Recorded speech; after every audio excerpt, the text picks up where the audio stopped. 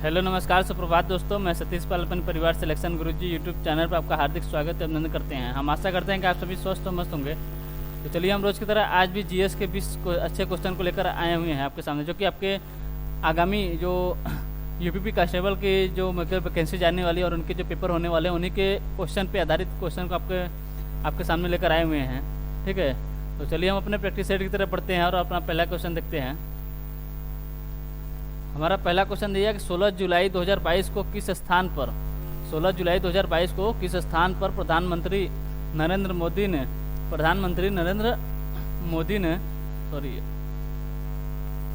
कहा है 16 जुलाई 2022 को किस स्थान पर प्रधानमंत्री नरेंद्र मोदी ने बुंदेलखंड एक्सप्रेसवे का उद्घाटन किया है। बुंदेलखंड एक्सप्रेसवे का उद्घाटन किया है। ऑप्शन ने दिया आपका कन्नौज, ऑप्शन भी दिया आपका मिर्ज़ापुर, ऑप्शन सी दिया आपका कानपुर और ऑप्शन डी दिया आपका जालौन। तो किसकी बात कर रहा है, किस एक्सप्रेसवे की? बुंदेलखंड एक्सप्रेसवे। अगर पूछे इसकी लंबाई कितनी है तो इसकी लंबाई आपकी 296 किलोमीटर 296 किलोमीटर इसकी लंबाई है। कितने? और ये 4 लेन की मतलब ये हाई एक्सप्रेस आपकी बनाई गई है। ठीक है, और इसमें अगर पूछे लागत कितना लगा, तो लागत लगा है लगभग आपका 14,850 करोड़ रुपये का इसमें लागत लगा है। और पूछे अगर से बुंदेलखंड एक्सप्रेस बनाई कहाँ पर गई है, तो बनाई गई आपके जालौन में। कहाँ पर? जालौन में। यानी ऑप्शन डी हमारा जो है ये सही आंसर होता है। ठीक है, अगर से इस क्षेत्र की बात मतलब इस एक्सप्रेस की बात करें तो एक्सप्रेस जो है आपके यह मतलब बुंदेलखंड क्षेत्र को जो एक्सप्रेस है यह बुंदेलखंड मतलब क्षेत्र को आगरा एक्सप्रेसवे और लखनऊ एक्सप्रेसवे के द्वारा मतलब दिल्ली से जोड़ने का कार्य करेगा। ठीक है, चलिए अगला क्वेश्चन देखते हैं। अगला क्वेश्चन दिया है कि सूती वस्त्र केलिको की उत्पत्ति वर्तमान डैश राज्य से हुई है। मतलब सूती वस्त्र केलिको की उत्पत्ति किस राज्य से हुई है? ऑप्शन ए दिया आपका तमिलनाडु, ऑप्शन बी दिया आपका केरल, ऑप्शन बी दिया आपका केरल, ऑप्शन सी दिया आपका गोवा और ऑप्शन डी दिया आपका कर्नाटक। ऑप्शन डी किया दिया है कर्नाटक। किसकी बात कर रहा है? केलिको। सूती वस्त्र केलिको की उत्पत्ति वर्तमान किस राज्य से हुई है? तो ये आपकी केरल से। कहाँ से? केरल से। ठीक है, केलिको नाम कहाँ से पड़ा है? तो ये पड़ा है आपके भारत के केरल राज्य से। जो कालीकट मतलब बंदरगाह है वहाँ से जो सूती वस्त्र होती थे उसे इंग्लैंड भेजा जाता था, उसे केलिको कहा जाता है। और जो मतलब साधारण एक सिंपल मतलब सफ़ेद जो सूती वस्त्र होते हैं उन्हें बुनावट वाले उन्हें ही इंग्लैंड में क्या कहा जाता है? केलिको के नाम से जाना जाता है। तो इसका शुरुआत कहाँ से हुई थी? हुआ था आपके कालीकट बंदरगाह केरल से हुई थी। ठीक, यानी इसका नाम कहाँ से पड़ा था? हुआ था आपके केरल राज्य से। ठीक, यानी ऑप्शन बी हमारा जो है ये सही आंसर होता है। चलिए अगला क्वेश्चन देखते हैं। अगला क्वेश्चन दिया आपका आदि कैलाश पर्वत डैश राज्य में स्थित है। आदि कैलाश पर्वत किस राज्य में स्थित है? ऑप्शन ए दिया आपका उत्तराखंड, ऑप्शन बी दिया आपका अरुणाचल प्रदेश, ऑप्शन सी दिया आपका सिक्किम और ऑप्शन डी दिया आपका हिमाचल प्रदेश। ऑप्शन डी क्या दिया है? हिमाचल प्रदेश। किसकी बात कर रहा है? आदि कैलाश पर्वत। आदि कैलाश पर्वत कहाँ स्थित है? आपके उत्तराखंड में स्थित है। और यह किसके लिए प्रसिद्ध है? तो ये अपनी प्राकृतिक सुंदरता के लिए प्रसिद्ध है। किसके लिए? अपनी प्राकृतिक सुंदरता के लिए प्रसिद्ध है। कौन से? आदि कैलाश पर्वत, जो कि आपके कहाँ पर है? उत्तराखंड राज्य में स्थित है। ठीक, चलिए अगला क्वेश्चन देखते हैं। अगला क्वेश्चन दिया है कि लाला लाजपत राय डैश के एक सक्रिय सदस्य थे। लाला लाजपत राय जो थे वो मतलब किस मतलब संस्था के सक्रिय सदस्य थे? ऑप्शन ए दिया आपका जैन धर्म के, ऑप्शन बी दिया आपका बौद्ध धर्म के, ऑप्शन सी दिया आर्य समाज और ऑप्शन डी दिया वैष्णव धर्म। ऑप्शन डी दिया आपका वैष्णव धर्म। तो अगर लाला लाजपत राय की बात करते हैं किसके सक्रिय सदस्य थे? ये थे आपके आर्य समाज के एक सक्रिय सदस्य थे। आर्य समाज के सक्रिय सदस्य थे। और इसके बाद ये इनकी बात करते गरम दल के नेता थे। कौन कौन थे? लाल बाल पाल। ठीक है, तो ये उसमें थे आपके लाला लाजपत राय जो कि आपके गरम दल के नेता भी थे। अगर हम और क्या थे? आर्य समाज के एक सक्रिय सदस्य भी थे। अगर आर्य समाज की स्थापना की बात करें, आर्य समाज की स्थापना की बात करें, आर्य समाज की स्थापना कब हुई थी? तो हुई थी आपकी 1875 में। किसने की थी? ये किए थे आपके दयानंद सरस्वती जी ने। दयानंद सरस्वती के संस्थापक कौन है? दयानंद सरस्वती। कहाँ पर किए थे? तो किए थे आपके मुंबई में। कहाँ पर? मुंबई में इसकी स्थापना किए थे 1875 में। किसने किया था? दयानंद सरस्वती ने। ठीक है, इसका उद्देश्य क्या था? मतलब इसके मतलब आर्य समाज को जो स्थापित किए थे किस उद्देश्य से स्थापित किए थे? इसका प्रमुख उद्देश्य था कि वेदों का प्रचार करना। क्या था? वेदों का प्रचार। इसका उद्देश्य क्या था? वेदों का प्रचार। ठीक है, तो लाला लाजपत राय किसके सक्रिय सदस्य थे आपके आर्य समाज के। ठीक, चलिए अगला क्वेश्चन देखते हैं। अगला क्वेश्चन दिया है बांधवगढ़ राष्ट्रीय उद्यान कहाँ स्थित है। बांधवगढ़ राष्ट्रीय उद्यान कहाँ स्थित है। ऑप्शन ए दिया आपका मेघालय में, ऑप्शन बी दिया आपका उड़ीसा में, ऑप्शन सी दिया आपका मध्य प्रदेश और ऑप्शन डी दिया आपका केरल में। तो बांधवगढ़ राष्ट्रीय उद्यान कहाँ स्थित है, तो स्थित है आपके मध्य प्रदेश में, यानी ऑप्शन सी हमारा जो है ये सही आंसर होता है। अगर पूछे मध्य प्रदेश में और कौन कौन से हैं, तो मध्य प्रदेश में एक आपका पन्ना राष्ट्रीय उद्यान, पन्ना हो गया, एक हो गया आपका पेंच राष्ट्रीय उद्यान, इसके बाद आपका संजय गांधी राष्ट्रीय उद्यान, संजय गांधी राष्ट्रीय उद्यान, ये सब आपके कहाँ पर हैं, ये आपके मध्य प्रदेश में, मध्य प्रदेश में। ठीक है, अगर हम ऑप्शन ए की बात करें, मेघालय दिया है, मेघालय में अगर पूछे कौन सा राष्ट्रीय उद्यान है, तो यहाँ पर आपका नोकरेक, कौन सा, नोकरेक राष्ट्रीय उद्यान पूछे कहाँ पर है, तो आपके मेघालय में है। ठीक, एक है आपका बालपक्रम राष्ट्रीय उद्यान, ये भी आपके मेघालय में है। एक है आपका बाघमारा राष्ट्रीय उद्यान भी आपके कहाँ पर है, अभी आपके मेघालय राज्य में स्थित है। उड़ीसा के सबसे फेमस राष्ट्रीय उद्यान कौन सा है, आपका सिमलीपाल राष्ट्रीय उद्यान। क्या है, सिमलीपाल राष्ट्रीय उद्यान। ठीक, और केरल की बात करें, केरल में कौन कौन से हैं, केरल में आपका पेरियार राष्ट्रीय उद्यान, कौन सा है, पेरियार राष्ट्रीय उद्यान। एक है आपका एराविकुलम राष्ट्रीय उद्यान, एराविकुलम राष्ट्रीय उद्यान, और एक आपका साइलेंट वैली राष्ट्रीय उद्यान, साइलेंट वैली राष्ट्रीय उद्यान। ठीक है, फिर से एक बार देख लेते हैं। पूछा था बांधवगढ़ राष्ट्रीय उद्यान कहाँ स्थित है, आपके मध्य प्रदेश में। मध्य प्रदेश में इसके सिवा कौन कौन से हैं, तो पन्ना है, पेंच है, संजय गांधी, एक और है कौन सा, कांधा है, मतलब कान्हा, मतलब ये सब फेमस है। ठीक है, ये पन्ना, पेंच, संजय गांधी, कान्हा, बांधवगढ़, ये सब कहाँ आपके मध्य प्रदेश में है। मेघालय में नोकरेक, बालपक्रम और बाघमारा है। उड़ीसा में कौन सा है, सिमलीपाल राष्ट्रीय उद्यान है। केरल में आपके पेरियार राष्ट्रीय उद्यान, एराविकुलम राष्ट्रीय उद्यान, साइलेंट वैली राष्ट्रीय उद्यान। ठीक हैं। अगला क्वेश्चन दिया कि विष्णु के 5वें अवतार को अवतार मतलब डैश अवतार के रूप में जाना जाता है, मतलब विष्णु के 5वें अवतार को किस अवतार के रूप में जाना जाता है। ऑप्शन ने दिया आपका वराह, ऑप्शन बी दिया आपका कृष्ण, ऑप्शन सी दिया आपका वामन और ऑप्शन डी दिया आपका नृसिंह। ऑप्शन डी क्या दिया, नृसिंह। ठीक है, अगर हम विष्णु के बारे में बात करें तो इनके अवतार के बारे में बात करें तो हिंदू पौराणिक कथाओं के अनुसार भगवान विष्णु के कितने अवतार हैं, भगवान विष्णु के टोटल 10 अवतार है। कितने अवतार हैं, टोटल 10 अवतार हैं, टोटल 10 अवतार के बारे में बताया गया है। ठीक है, अगर से पूछे इनके कौन कौन से अवतार हैं तो एक पहला है आपका मत्स्य, कौन सा है, मत्स्य, पहला कौन सा अवतार है, ये आपका मत्स्य, क्या है, मत्स्य। दूसरा है आपका कूर्म है, फिर है आपका वराह अवतार, वराह अवतार के बाद आपका नृसिंह अवतार, फिर आपके बाद 5वां है आपका वामन अवतार, कौन सा, वामन अवतार, और छठा है आपका परशुराम अवतार, परशुराम, और 7वां की बात करें 7वां है आपका राम, और 8वां है आपका कृष्ण। 8वां किसका अवतार है, कृष्ण भगवान का अवतार है।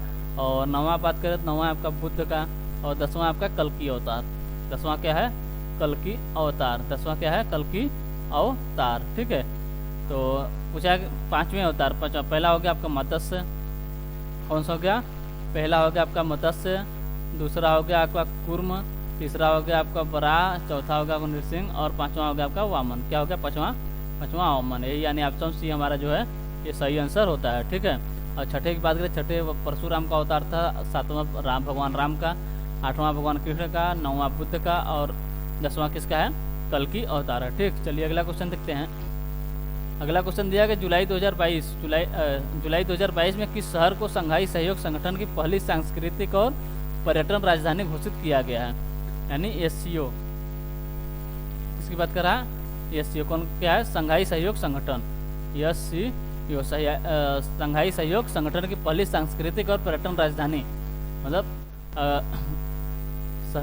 शंघाई सहयोग संगठन की पहली सांस्कृतिक और पर्यटन राजधानी घोषित किसे किया गया है, तो किया गया आपके वाराणसी को। किसे, वाराणसी को, यानी ऑप्शन सी हमारा जो है ये सही आंसर होता है। ठीक है, ये कब तक लिए बनाई गई इसे, मतलब ये पहली मतलब शहर है जिसे प्राकृतिक सांस्कृतिक और पर्यटन राजधानी घोषित किया गया। कौन सी है, ये आपकी वाराणसी है। कब से कब तक रहेगी, 2022 से 23 के लिए इसे सांस्कृतिक और पर्यटन राजधानी बनाया गया। किसका, शंघाई सहयोग संगठन की पहली सांस्कृतिक पर्यटन और राजधानी कब से कब तक, 2022 से 23 तक किसे बनाया गया है, आपको वाराणसी को बनाया गया है। ठीक है, अगर पूछे इसकी SCO यानी संघाई सहयोग संगठन की स्थापना कब हुई थी? ये हुई थी आपकी 15 जून 2001 को। इसका हेडक्वार्टर पूछे यानी इसका मतलब मुख्यालय कहाँ पर है? ये आपके बीजिंग चीन में। कहाँ पर है? बीजिंग चीन में। बीजिंग चीन में इसका मुख्यालय है। ठीक है। अगर पूछे इसमें कितने सदस्य हैं, इसमें टोटल आपके 8 सदस्य हैं। इसमें टोटल कितने सदस्य हैं? टोटल 8 सदस्य हैं।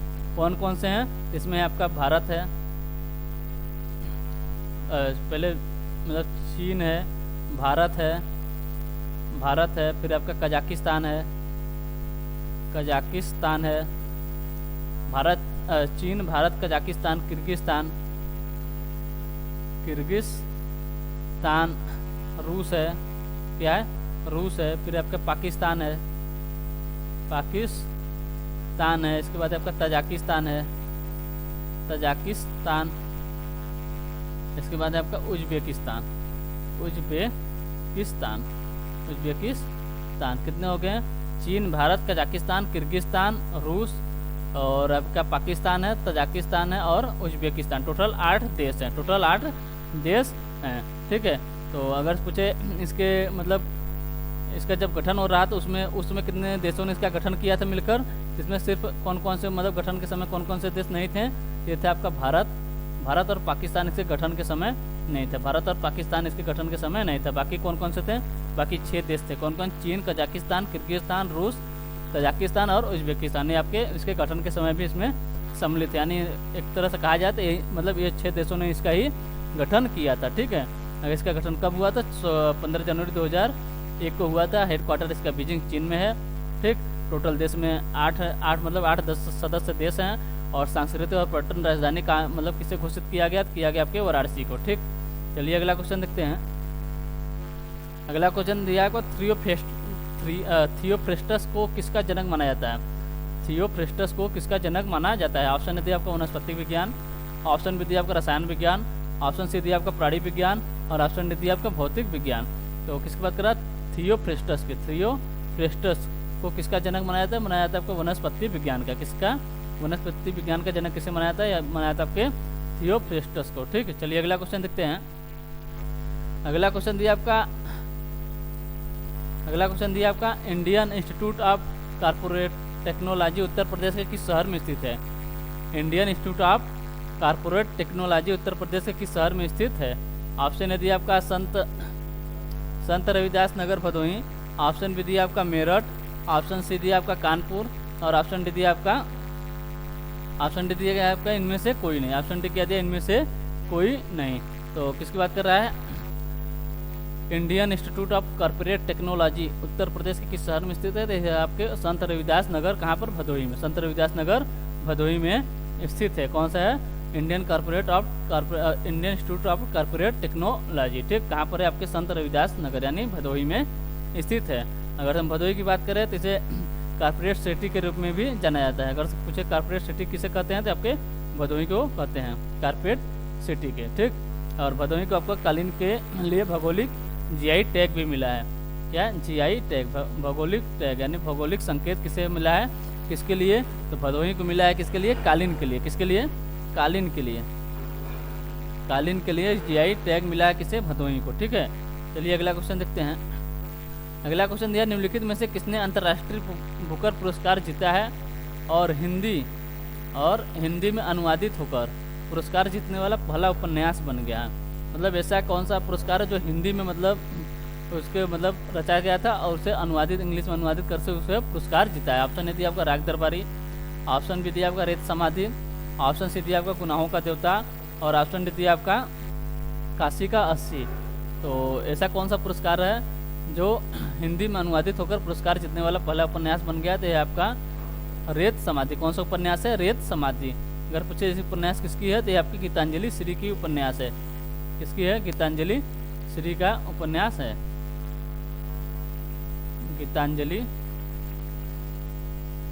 गीतांजलि श्री। ठीक है।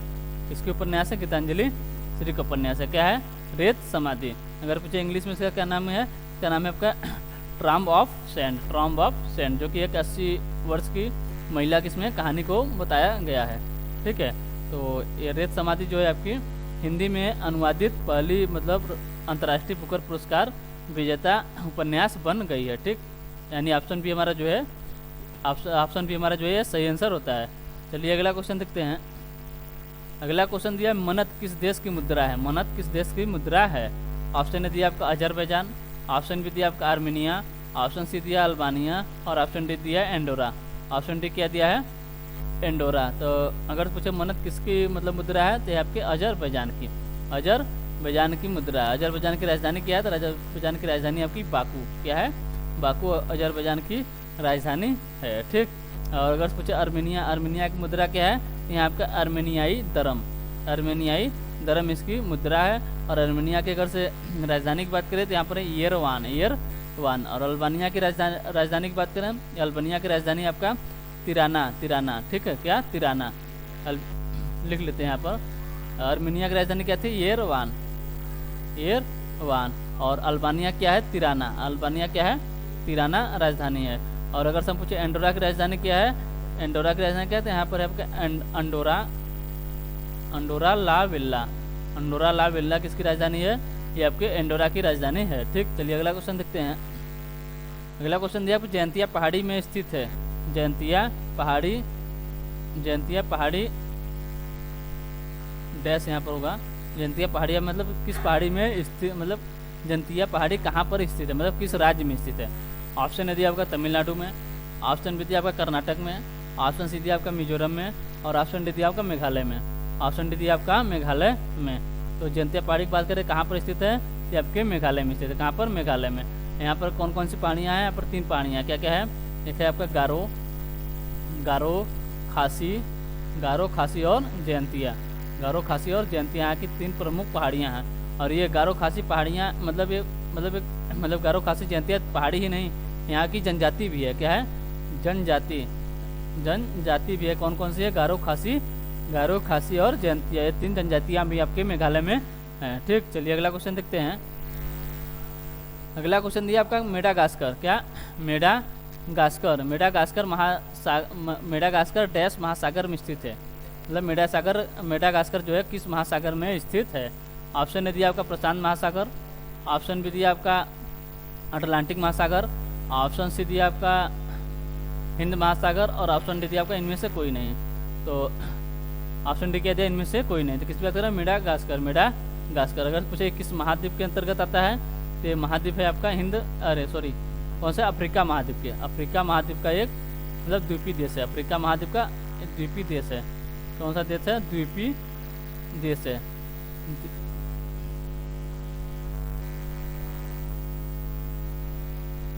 अफ्रीका महाद्वीप का है, एक द्वीपीय देश है। ठीक है, द्वीपीय, अफ्रीका महाद्वीप का द्वीपीय देश है, बल्कि द्वीपीय नहीं, अफ्रीका महाद्वीप का सबसे बड़ा द्वीपीय देश है।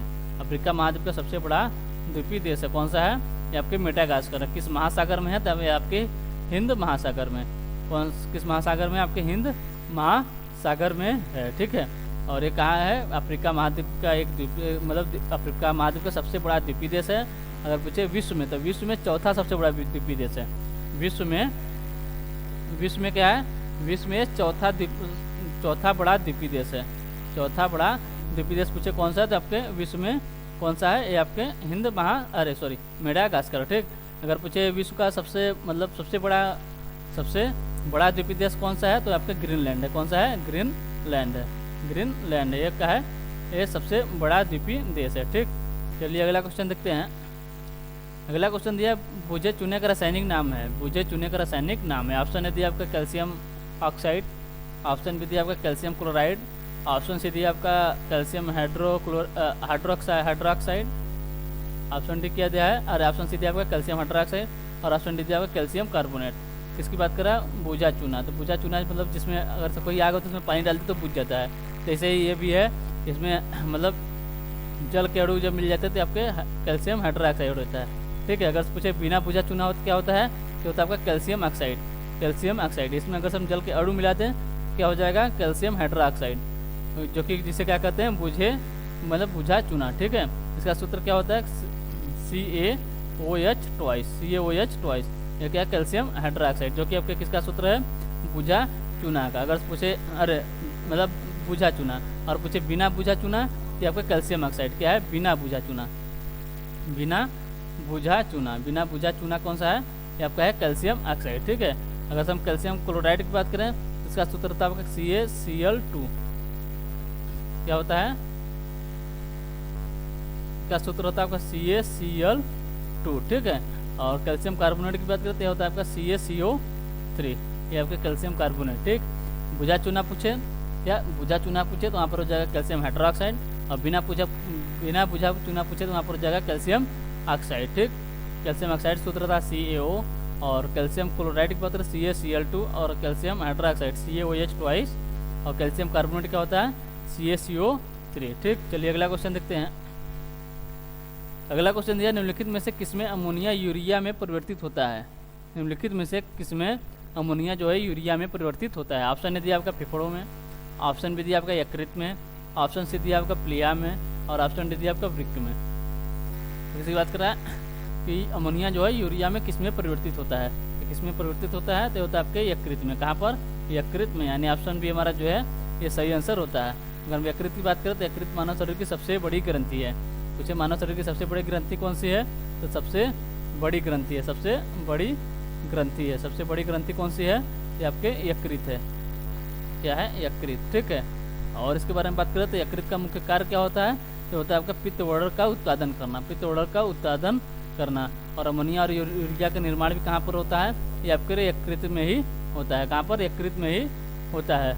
और अमोनिया को यूरिया में परिवर्तित कौन करता है, मतलब कहाँ पर होता है, ये भी आपके यकृत में होता है। ठीक, और आरबीसी का कब्रिस्तान किसे कहते हैं, तो कहते हैं आपके प्लीहा को। आरबीसी का कब्रिस्तान, आरबीसी का कब्रिस्तान किसे कहते हैं, तो कहते हैं आपके प्लीहा को। ठीक, चलिए अगला क्वेश्चन देखते हैं। अगला क्वेश्चन दिया कि वेरीनाग का जल स्रोत उत्तर भारत की डैश नदी का मुख्य स्रोत है।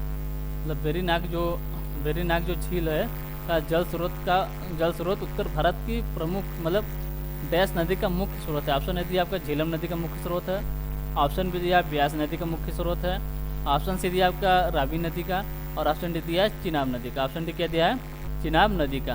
तो वेरीनाग का जो जल स्रोत है वो मतलब किस नदी का अगर से पूछे मुख्य स्रोत है, तो ये आपके झेलम नदी का। किस नदी का है, झेलम नदी का मुख्य जल स्रोत कौन सा है, ये आपके वेरीनाग है। ठीक है, अगर हम झेलम की बात करें तो झेलम किसकी सहायक नदी है, झेलम आपकी सिंधु नदी की सहायक नदी है। सिंधु नदी की बात करें तो ये मतलब झेलम, ब्यास, रावी, चिनाब और एक आपका सतलज, ये आपकी 5 नदियाँ जो हैं आपके पंचनद भी बनाती हैं, और सिंधु नदी की 5 नदी आपकी सहायक नदी हैं। ठीक है, तो झेलम क्या होगी, अभी आपकी सिंधु नदी की सहायक नदी हो गई। ठीक है, तो अगर पूछे झेलम नदी निकलती कहाँ से है, तो निकलती है आपके पीर पंजाल पर्वत के स्थित वेरीनाग झील से ही। कहाँ से निकलती है, पीर पंजाल पर्वत, जम्मू कश्मीर में स्थित पीर पंजाल पर्वत के वेरीनाग झील से निकलती कौन सी नदी, आपकी निकलती है आपकी झेलम नदी वेरीनाग झील से। यही क्वेश्चन भी कर रहा था कि वेरीनाग झील का जल स्रोत उत्तर भारत के किस नदी का मुख्य स्रोत है। तो ये हो गया कि मतलब किस नदी से निकलती है, किस झील से निकलती है, तो निकलती है आपके वेरीनाग झील से। कहाँ पर है, आपके पीर पंजाल जम्मू कश्मीर में है। ठीक, चलिए अगला क्वेश्चन देखते हैं। अगला क्वेश्चन दिया आपका उत्तर प्रदेश का दूसरा विज्ञान पार्क डैश में स्थित है। उत्तर प्रदेश का दूसरा विज्ञान पार्क डैश में स्थित है। ऑप्शन ए दिया आपका हरदोई में, ऑप्शन बी दिया आपका कानपुर में, ऑप्शन सी दिया आपका आगरा में, और ऑप्शन डी दिया आपका लखनऊ में।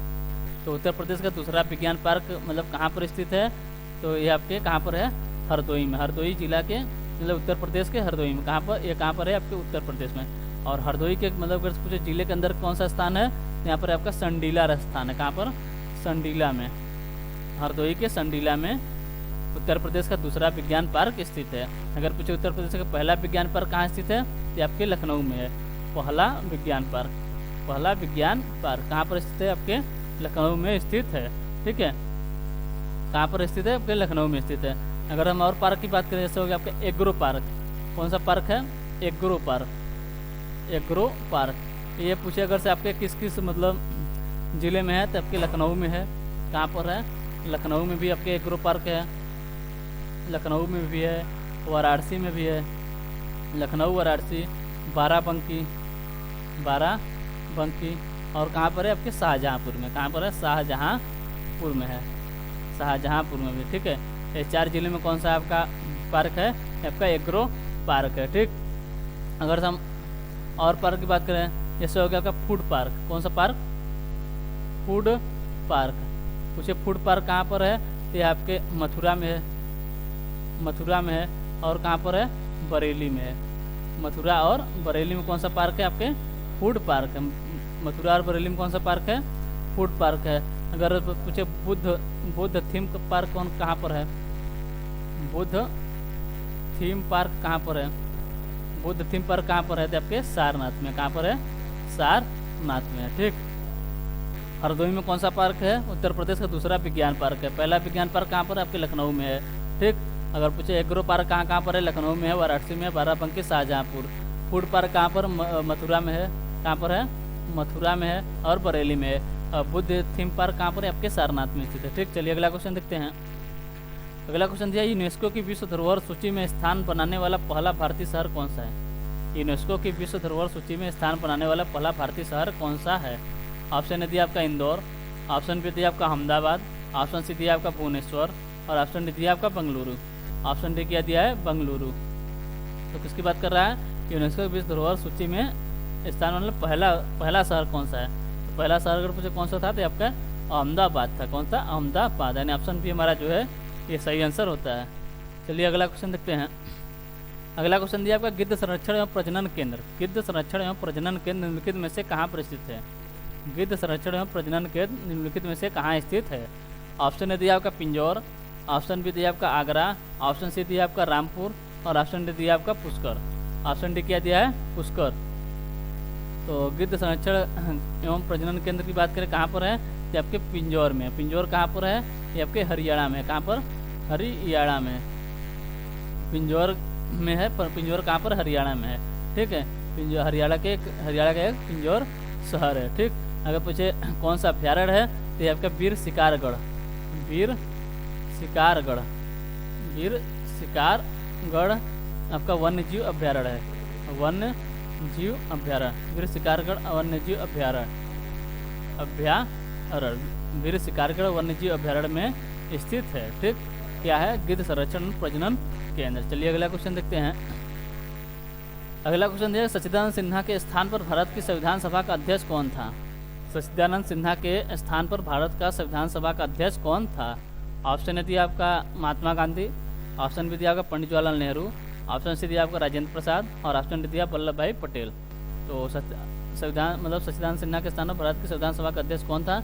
इनके स्थान में कौन बने थे? ये बने थे आपके डॉक्टर राजेंद्र प्रसाद, ठीक है। अगर फिर सच्चिदानंद सिन्हा को मतलब अध्यक्ष कब बने थे? ये बने थे आपके 9 दिसंबर 1946 को। 9 दिसंबर 1946 को। इस दिन क्या हुआ था? इस दिन संविधान सभा की पहली बैठक हुई थी, जिसमें से डॉक्टर सच्चिदानंद सिन्हा को संविधान सभा का पहला अध्यक्ष चुना गया था, क्योंकि ये वहाँ पे सबसे बुजुर्ग व्यक्ति थे, ठीक। अगर पूछे डॉक्टर राजेंद्र प्रसाद को उनके बाद बनाया गया था 11 दिसंबर के 2 दिन बाद। 11 दिसंबर 1946 को डॉक्टर राजेंद्र प्रसाद को स्थायी अध्यक्ष बना दिया गया था, स्थायी अध्यक्ष। और जो सच्चिदानंद सिन्हा थे इन्हें अस्थायी अध्यक्ष बनाया गया था। ये अस्थायी अध्यक्ष थे। स्थायी